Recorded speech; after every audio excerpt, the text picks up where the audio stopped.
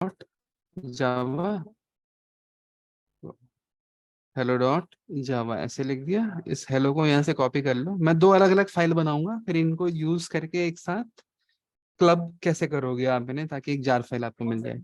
तो notepad space hello dot java, do you want to create a file, yes कर दो इसका।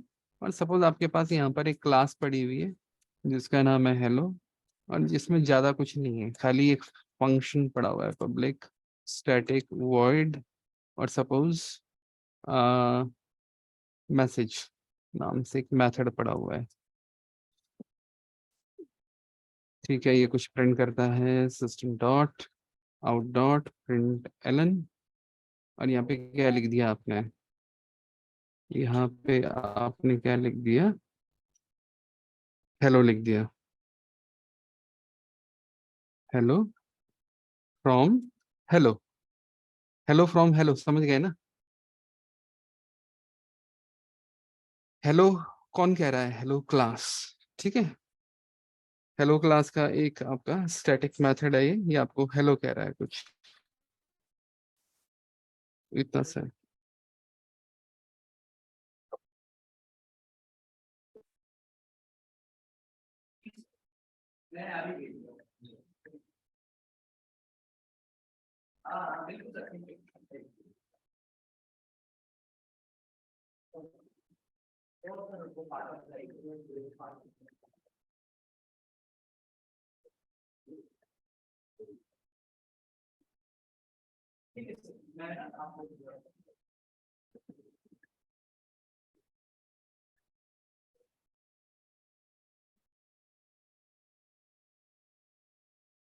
देखो बेटा ध्यान देना। तो you have a method message which belongs to a class hello which is a static behaviour, जो ज्यादा कुछ नहीं हेलो हेलो बोल रहा है। इसे बंद कर दो, बंद करो इसको, सेव कर दो, नई फाइल बनाओ, नोटपैड मेन डॉट जावा। ठीक है, ये जरूरी नहीं कि इसको मेन डॉट जावा नाम देना है, इसको क्रिएट करो, सपोज पब्लिक क्लास मेन, और यहाँ पर अपना मेन मेथड डाल दो फटाफट से, public static void main string args. और यहाँ से आप यूज कर लो हेलो क्लास का कौन सा मेथड था वो, मैसेज। इस लाइन में किसी को इश्यू नहीं होना चाहिए, clear. You have yes a sir. Class hello which contains a static method, तो इसको भी बंद कर दो। तो कुल मिला के तुम्हारे छोटे से डेमोन्स्ट्रेशन के अंदर दो अलग अलग जावा की फाइल हैं, ऐसी इनकी 4-5 फाइल हैं, यही है ना अरिहंत। तो यस अरिहंत हम सर। सबसे पहले तो क्या कर लेंगे, सबसे पहले हम क्या कर लेंगे, जितनी भी तुम्हारी डॉट जावा फाइल्स हैं उनको कंपाइल कर लो, javac space star dot sir java. इसमें किसी को कोई दिक्कत, सब बिना बोलो इंपोर्ट करे हम बोलो बोलो। एक मिनट बेटा, क्या कह रहे हो। बिना इंपोर्ट करे क्लास को यूज कर सकते हैं? आप बिना इंपोर्ट करे किसी क्लास को यूज कर सकते हैं या नहीं, बिल्कुल कर सकते हैं। आपके दिमाग में ये चीज क्यों आई। हेलो क्लास को यूज किया ना हमने बिना। यस बिल्कुल सर। सही। सर हमें उसका रेफरेंस वेरिएबल भी तो बनाना होगा ना मेन के अंदर हेलो का। ठीक है, रेफरेंस वेरिएबल किसका बनाना होगा, हेलो का, क्लास हेलो का। ठीक है ठीक है ठीक है ठीक है। आप लोग ना बहुत थोड़ा सा ना चौकन्ना हो जाओ, क्योंकि अब फाइनल ईयर में जा रहे हो तुम, और बहुत जल्द प्लेसमेंट प्लेसमेंट लेनी है ना। Yes sir. तो बात क्या है कि आप जाके पहले हेलो की हालत देखो। जब आप क्लास हेलो को देखते हो तो यहाँ पे देखो आप, आपके पास एक मेथड है इसमें, जो कि कैसा बना रखा है मैंने जानबूझ के, स्टैटिक। स्टैटिक। तो जहां पर भी आपको जावा में कोई भी स्टैटिक स्टफ नजर आता है, तो आपको खाली ये समझना है you don't require any object, आपको ऑब्जेक्ट की जरूरत नहीं है। Okay sir. ना ठीक है ना।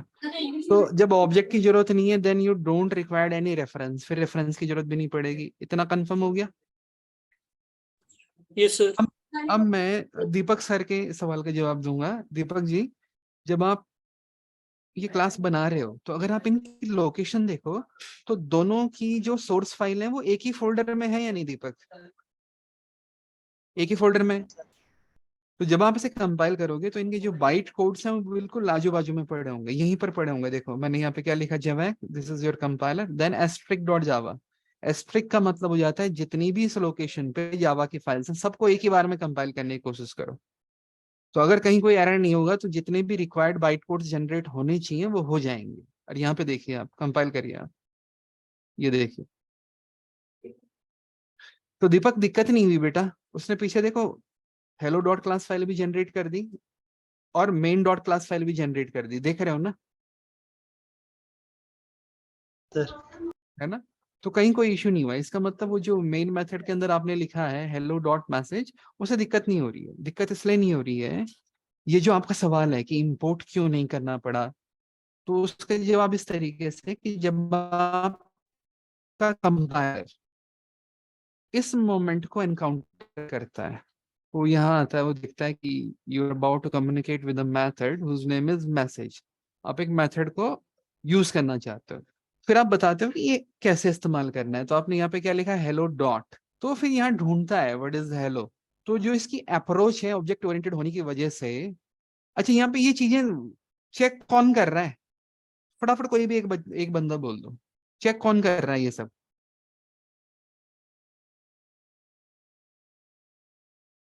भाई ये जो कॉलिंग हो रही है इस मोमेंट पे, ये कॉलिंग में जो भी आपकी ये इन्वॉल्वमेंट दिख रही है आपको चीजों की, तो ये जो इन्वॉल्वमेंट है यहाँ पे, इसको चेक कौन कर रहा है, सर जल्दी मेन बोलो। मेथड, हाँ, main method. Main method, main method क्या चेक करेगा भाई, मेन मेथड तो आपने डिफाइन कर दिया ना। सर मोहित बिस्ट भी आ गए हैं, मोहित बिस्ट, प्रतीक, ठीक है, बताओ कौन चेक कर रहा है। अरे सिंपल आंसर है दीपक, आप ही दे दो, सब सुन लेंगे फिर आंसर। कंपाइलर। बस कंपाइलर, सिंपल। भाई कुछ भी सही है या गलत है, आप कम्युनिकेट किस चीज से कर रहे हो, आप कम्युनिकेशन के लिए किस चीज का सहारा ले रहे हो, वो एग्जिस्ट करता है या नहीं करता, ये सब कौन देख रहा है, कंपाइलर देख रहा है। तो कंपाइलर यहाँ पर आएगा और वो इस हेलो को देखेगा। अब मुझे एक सवाल का जवाब देना, जब कंपाइलर यहाँ पर आएगा तो वो हेलो को सबसे पहले क्या ट्रीट करेगा, क्या सोचेगा कि ये क्या है, जल्दी बोलो। क्लास। ये किसने आंसर दिया, अरे भैया ये आंसर किसने दिया, बेटा एक आंसर आया है अभी क्लास, वो किसने दिया है फटाफट बता दो। भाई उस बच्चे को मैं शाबाशी दूंगा ना, बताओ क्लास किसने बोला है। चलो ठीक है, क्लास जिसने भी बोला एकदम गलत बोला, इतना ठीक है। कंपाइलर इसको एक क्लास की तरह ट्रीट नहीं करेगा कभी भी, कंपाइलर इसको एक क्लास की तरह ट्रीट नहीं करेगा अभी। सबसे पहले कंपाइलर इसको कैसे ट्रीट करेगा, कोई बताएगा मुझे। Reference variable. बिल्कुल सही, that is the right answer. वो सबसे पहले इसको सोचेगा ये कोई रेफरेंस वेरिएबल होगा, जैसा आप लिखते हो ना आमतौर पे रेफ डॉट मैसेज, तो वो सोचेगा हेलो नाम का कोई रेफरेंस वेरिएबल है, और वो मेन मेथड के अंदर ढूंढेगा कि आपने हेलो नाम का कोई रेफरेंस वेरिएबल क्रिएट किया या नहीं, तो अब आपने किया नहीं है।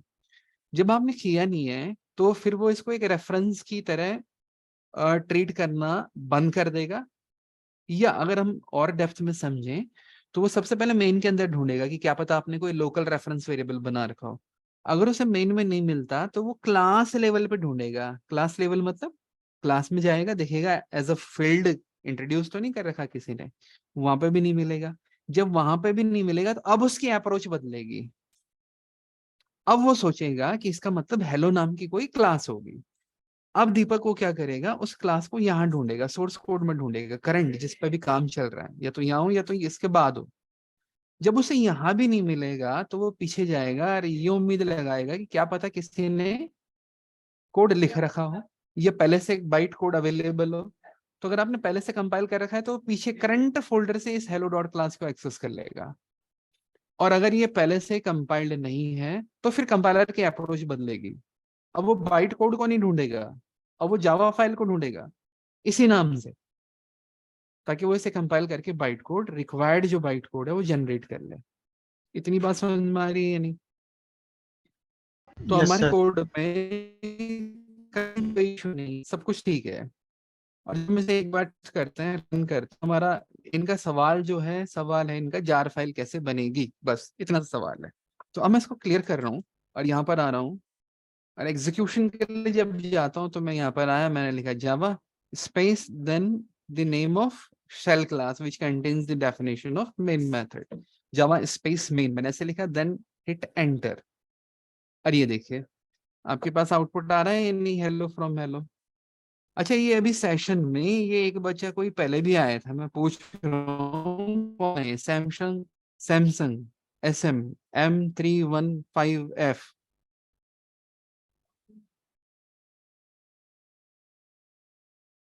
ये सैमसंग SM M315F कौन है भैया?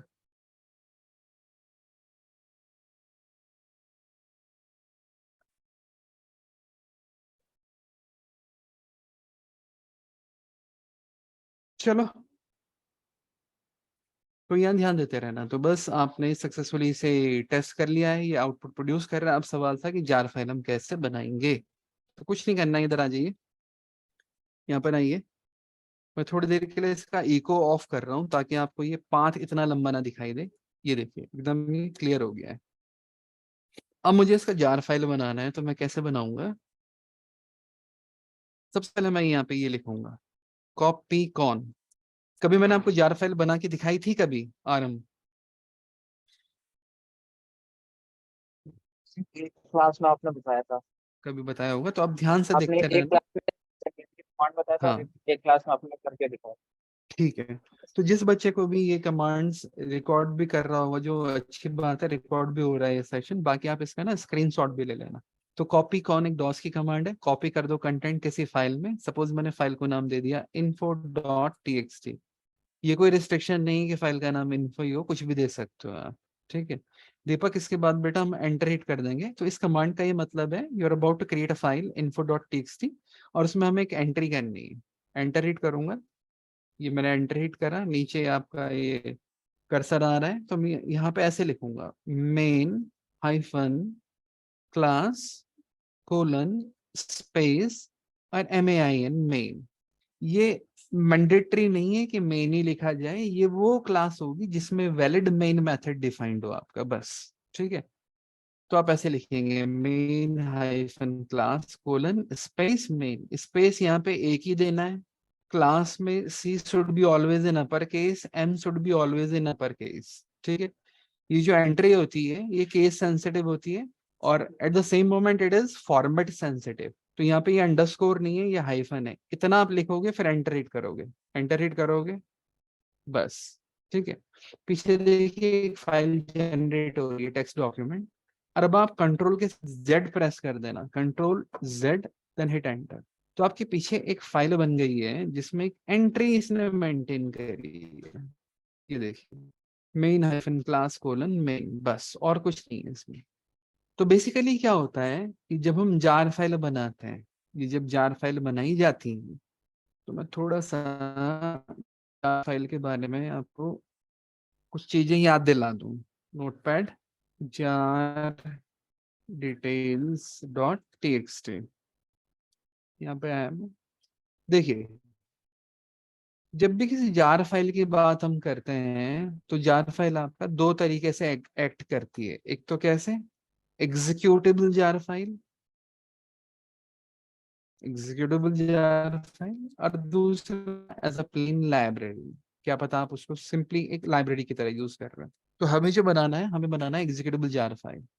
तो जब भी कोई जार फाइल बनती है तो जार फाइल के अंदर हमेशा एक खास चीज होती है दीपक, एक फोल्डर होता है जिसका नाम होता है Meta hyphen INF, Meta information. और ये जो मेटा इंफॉर्मेशन नाम का फोल्डर होता है, इसके अंदर एक डॉक्यूमेंट पड़ा होता है, शायद आपको याद होगा, मैनीफेस्ट डॉट MF, MF इसका एक्सटेंशन हो गया। तो एक डॉक्यूमेंट पड़ा होता है मैनिफेस्ट डॉट MF। अब इस डॉक्यूमेंट में कुछ एंट्रीज होती हैं, ठीक है। ये कुछ इसका देखिए हायरार्की इस तरीके से मेंटेन हो रही है कि आप जो जार फाइल बनाओगे, jar means a container. Jar basically क्या है, अगर मैं ब्रैकेट में सिंपल लेमैन अप्रोच इसके लिए यूज करूं तो जार का मतलब क्या है, अ काइंड ऑफ कंटेनर। ठीक है, ये जार बेसिकली आपका एब्रीविएशन है किस चीज का, JAR, आपको पता ही होगा। जे मतलब जावा और AR का मतलब हो जाता है आर्चिव या आर्काइव। आर्काइव का मतलब है कलेक्शन, संग्रह। तो जार बेसिकली एक्ट करता है कंटेनर की तरह। तो जार में एक फोल्डर होता है मेटा इन्फॉर्मेशन, और उसमें एक फाइल पड़ी होती है manifest.mf। अब ये जो फाइल होती है, एरो बना के मैं इसकी तरफ इंडिकेट कर रहा हूँ, इसमें कुछ हमें मेंटेन करने पड़ते हैं एट्रीब्यूट्स, और इन एट्रीब्यूट्स को बेसिकली कहा जाता है मैनिफेस्ट एट्रीब्यूट्स। क्या कहा जाता है, मैनिफेस्ट एट्रीब्यूट्स। और ये जितने भी मैनिफेस्ट एट्रीब्यूट्स हैं, ये केस सेंसिटिव और फॉर्मेट सेंसिटिव होता है। तो इसमें सबसे मैंडेटरी जो एट्रीब्यूट है वो ये होता है कि जब हमारी जार फाइल बनेगी, तो हमारा जार बेसिकली एक कंटेनर है, उसमें बहुत सारा बाइट कोड पड़ा होगा, अलग अलग डॉट क्लास फाइल पड़ी होंगी। लेकिन जब हम एग्जीक्यूशन के लिए जाएंगे, तो हम एग्जीक्यूशन में सबसे पहले किस डॉट क्लास फाइल को यूज करें जो कि एक वैलिड मेन मेथड कंटेन करती हो। तो वो इंफॉर्मेशन आप यहाँ पे मेंटेन कर रहे हो, जैसे मैंने अभी पीछे करा। तो मैंने एक एंट्री यहाँ पे हाईलाइट कर दी, मेन क्लास कोलन, और वहां पे मैंने क्या लिख दिया, मेन। तो ये जो एंट्री है बेसिकली, ये भी मैंने डायरेक्टली इस डॉक्यूमेंट में नहीं करी है, क्योंकि जार जैसा भी कुछ बना नहीं है। मैंने ये एंट्री एक फाइल में करके रख दी है, जिसका नाम क्या है, इन्फोटेक्स।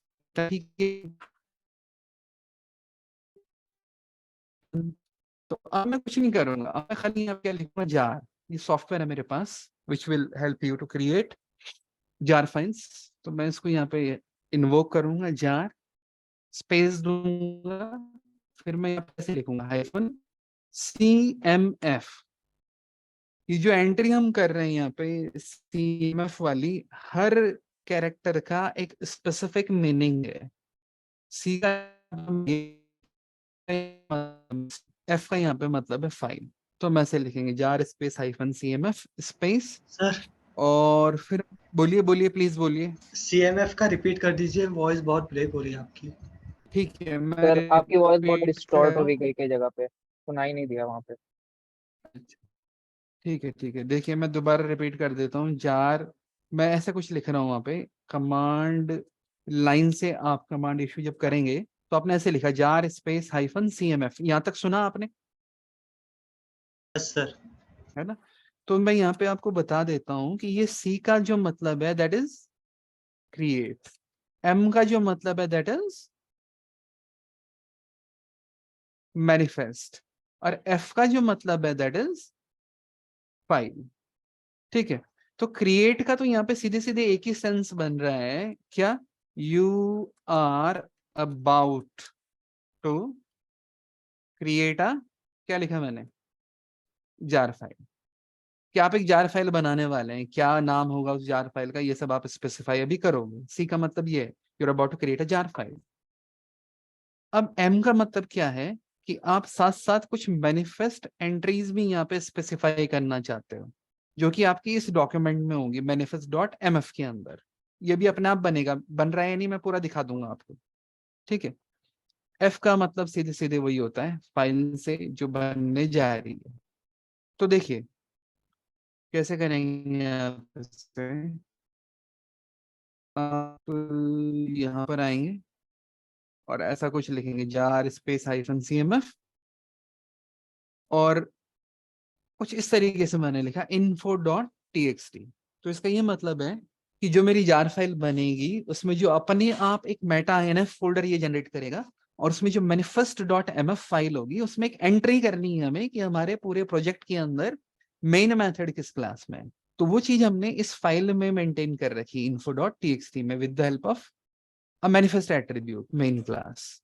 तो ये यहाँ से पढ़ लेगा, फिर हम स्पेस देंगे, और उसके बाद हम बोलेंगे कि भाई जो जार फाइल हम बनाने जा रहे हैं उसको क्या नाम दे रहे हैं। तो सपोज हमने यहाँ पे नाम दे दिया demo.jar, फिर हम स्पेस देंगे, फिर हम बोलेंगे इसमें कौन कौन से बाइट कोड रखने हैं। तो हमें कौन सा चाहिए, hello डॉट क्लास, और उसके बाद हमें कौन सा चाहिए, मेन डॉट क्लास। बस ये आपकी कमांड है।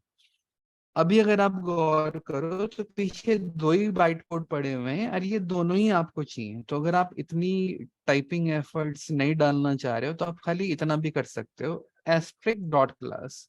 तो इसका मतलब ही है कि करंट लोकेशन पे जहां पर हम ये कमांड इश्यू कर रहे हैं, यहाँ पे जाइए और देखिए जितनी भी डॉट क्लास फाइल है उन सबको इस जार फाइल के अंदर मेंटेन कर दीजिए, स्टोर कर दीजिए। बनने वाली जार फाइल का नाम क्या रहेगा? Demo dot jar. Jar file में जो मैनिफेस्ट डॉक्यूमेंट होगा एक मेटा एनएफ फोल्डर के अंदर, उसमें एंट्री इस फाइल को पढ़ के करनी है कि भाई ये जितनी भी जो डॉट क्लास फाइल हमारी जार फाइल में स्टोर हो रही हैं तो कौन सी हमारा मेन मेथड कंटेन करती हैं। तो ये आपकी कमांड हो गई बेटा। किसी को डाउट है इसमें तो मुझे बताओ, मैं एंटर हिट करने जा रहा हूँ फिर। इस कमांड की आपको कभी ना देखो जरूरत तो पड़नी ही पड़नी है आगे चल के। कर दूं, आगे बढ़ूं? Yes sir. तो बस इतने पे आप इसको दीपक दीपक आगे बढ़े। सर आरम, तो बस आप एंटर हिट कर दो और पीछे देखना कि ये काम कर भी रहा है या नहीं। एंटर हिट करना, ये देखिए अगर आप ध्यान दे पा रहे हैं तो now you have a file demo dot jar, एक एग्जीक्यूटेबल जार फाइल इसने जनरेट कर दी है। इतना ठीक है या नहीं? है ना? कमांड आप लोगों ने लिख ली होगी, मैं इसको लेकिन फिर भी कॉपी कर रहा हूँ और ये जो टेक्स्ट डॉक्यूमेंट है इसमें पेस्ट कर देता हूँ जहाँ पर ये कुछ नोट से मेंटेन हो रहे थे। ये पूरी कमांड ही इस तरीके से आ गई है। ठीक है, तो बंद कर दो। अब देखो एग्जीक्यूट कैसे करना है, तो अब यहाँ जाओ, ये देखो ये रहा आपका डेमो डॉट जार। तो इसे एग्जीक्यूट कैसे करेंगे?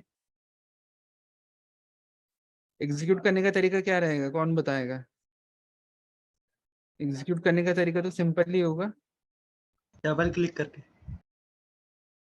है ना?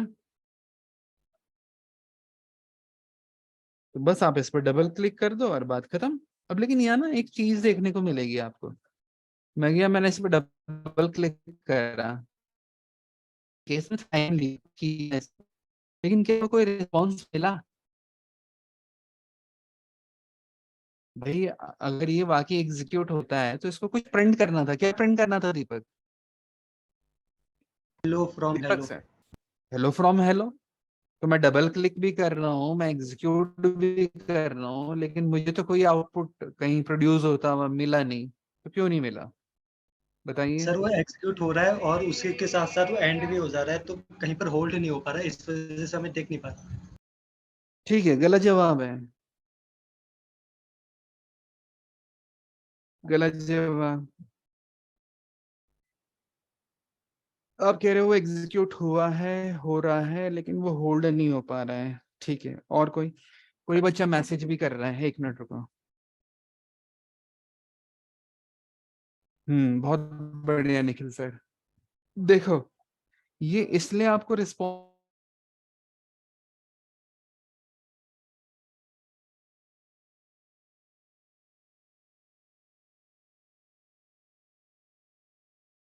सर आपकी वॉइस नहीं आ रही है।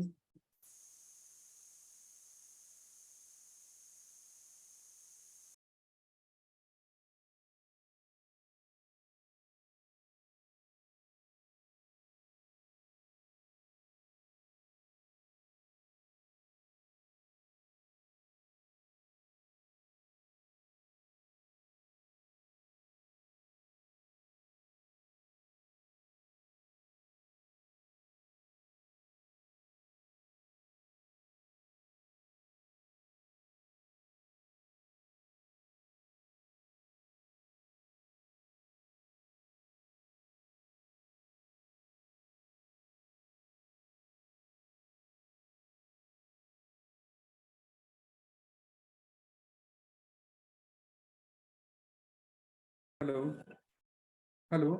हाँ यस सर। चलो मैं बाद में बात करता हूँ, मैं क्लास ले लूँ।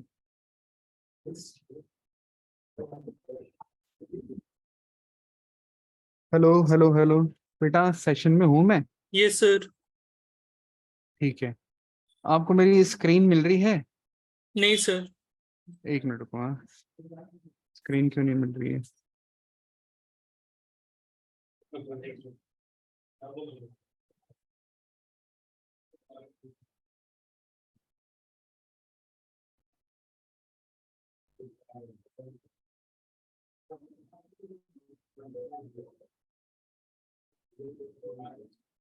एक मिनट, ये पता नहीं क्या हुआ है अभी, ये अपने आप ही क्या हो रहा है इसमें। अ, ठीक है, मैं स्क्रीन शेयर कर रहा हूँ, देखना मुझे बताना। आ गई? Yes sir. आ गई ना? ठीक है, आ गई। ये कुछ अपने आप ही हो रहा है, पता नहीं क्या हो रहा है, नेटवर्क में। आगे बढ़ूं? तो बेसिकली, हाँ, दीपक सर, दीपक चंद्र शर्मा, हाँ। तो बेसिकली बात क्या है ना कि आपने अपने कोड में, अगर आवाज आ रही है मेरी, तो ऐसे लिखा हुआ है system.out.println, तो उसका ये मतलब होता है आपको कंसोल पे प्रिंट करना है। तो जब हम इसे डबल क्लिक कर रहे हैं ना, तो इसका काम क्या है, आपका प्रोग्राम इस तरीके से है कि उसको कंसोल की रिक्वायरमेंट है। तो कहने का मतलब ये जो जार फाइल है, ये एग्जीक्यूट अगर आप कर भी पाओगे तो कहाँ कर पाओगे, कंसोल बेस्ड एनवायरनमेंट आपको प्रोवाइड करना पड़ेगा। तो अभी निखिल माटा जी ने इसकी सही कमांड हमें मैसेज में दी थी। आप ऐसे करेंगे, इसे कुछ नहीं करना है, क्लियर कीजिए यहाँ, और ऐसे लिखिए जावा स्पेस हाइफन, और जार लिखना होता है बीच में, और फिर फाइल का नाम। आप ऐसे नहीं लिख सकते कि जैसे आपने बोला ऑर्डिनरी वे में, जैसे आप करते हो, आपने लिखा जावा, फिर आपने क्या बोल दिया डेमो डॉट जार। ये काम नहीं करेगा, ये ऐसे काम नहीं करेगा। कोई बताएगा ये ऐसे काम क्यों नहीं करेगा, क्या वजह है? शायद सर जावा इंटरप्रेटर और डॉट क्लास फाइल की क्या कह रहे हैं? सर डॉट क्लास जावा इंटरप्रेटर शायद से डॉट क्लास से हैंडल करता है, अगर बीच में कोई और एडिशनल कमांड ना लिखा हो तो। बेसिकली क्या होता है, जब जावा आप इंटरप्रेटर को यूज करते हो ना, तो ये डॉट की वजह से इशू आ जाता है। ये सोच के चलता है कि डेमो नाम का कोई पैकेज होगा और उस पैकेज के अंदर जार नाम की कोई क्लास होगी। ये देखो ऐसे ट्रीट करता है इसको, देखो हाँ, ये देखो मैं एंटरेट कर रहा हूँ, क्या कह रहा है, कुड नॉट फाइंड और load main class demo dot jar, class not found. वो सोच रहा है इसके अंदर कोई क्लास होगी, ठीक है ही नहीं। तो बेसिकली हमें क्या करना है, ऐसे लिख देना है java space hyphen jar space demo dot jar, और एंटर हिट कीजिए, देखिए आ गया आउटपुट। तो इस तरीके से आप अपनी जार फाइल को एग्जीक्यूट कर सकते हैं। ये कमांड है अरिहंत। अरिहंत, जो तुम एप्लीकेशन बना रहे हो वो पूरा का पूरा जीयूआई बेस्ड होगा मेरे ख्याल से। Yes sir. तो जब वो जीयूआई बेस्ड है तो फिर तुम्हें दिक्कत नहीं है, तुम्हें इस कमांड की कोई जरूरत नहीं है, यस क्योंकि सर। जब तुम उसे रन करोगे तो वो ऑटोमेटिकली तुम्हें जीयूआई लॉन्च करके दे देगा। ओके आप सर। सीधे डबल क्लिक करके उससे आप एग्जीक्यूट कर सकते हो, क्योंकि वहां पे आपके विजिबल कंपोनेंट्स जावा के जीयूआई बेस्ड कंपोनेंट जनरेट होना चालू हो जाएंगे। तो कहीं कोई इशू नहीं। Clear? Clear sir, thank you sir. Welcome. तो चलिए आगे बढ़ते हैं, हम सी प्लस प्लस की हम बात कर रहे थे।